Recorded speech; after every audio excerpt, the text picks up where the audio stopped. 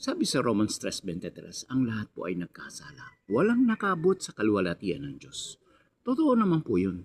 Buhat ng nagkasala ang tao doon sa Garden of Eden, ang kasalanan po ay nahasik ng sa buong daigdig. At ito ay nagpatuloy. Natigil lang ito nung tinubos na ng Panginoong Hesus ang ating kasalanan. Nagsakatawang tao siya at ibinuhos niya ang kanyang dugo. Inialay niya ang kanyang buhay para sa ikapagpapatawad ng marami. Ibinigay niya ang kanyang buhay na sa hinihingi ng batas. Dahil ang hinihingi po ng kautusan ay dapat bayaran ang kasalanan. Without the shedding of blood, there is no forgiveness of sin.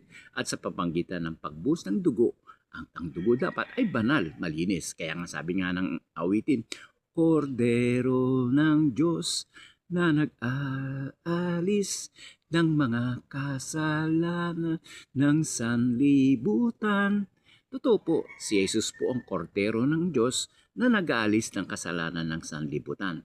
Sa pamamagitan po ng ating Panginoong Hesus, ibinigay niya ang kanyang buhay upang tayo maging karapat-dapat at alay sa ating Diyos. Sabi nga po ni Pablo doon sa 2 Corinthians 5:21, sabi niya roon ay, hindi nagkasala si Kristo, ngunit dahil sa atin, siya ay ibinilang na makasalanan upang makipag-isa tayo sa Kanya at mapabanal sa harapan ng Diyos sa pamamagitan niya.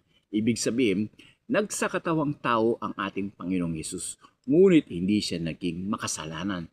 Sa pamamagitan po ng banal na Espiritu, naging tao siya na nilukuban si Maria ng banal na Espiritu. Hindi siya nabigyan ng similya o ng anuman ng tao o ni Jose, kundi siya po ay nilukuban ng banal na Espiritu na si Maria. Kaya po siya ay nagdalang tao at ang salita ay naging tao.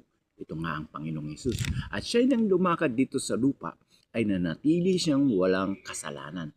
Nanatili siyang banal upang maging karapat-dapat na maihain ang kanyang dugo sa kapagpapatawad ng marami. Sabi nga, ulitin ko po, sa 21, hindi nagkasala si Kristo, ngunit dahil sa atin, siya'y binilang na makasalanan. Hindi siya nagkasala, pero binilang siya makasalanan dahil lahat ng ipinapako sa krus ay naging makasalanan. Ibig sabihin, ang lahat ng ating kasalanan, kinuha niya ito at ipinako sa krus dahil cursed are those who nailed in the cross.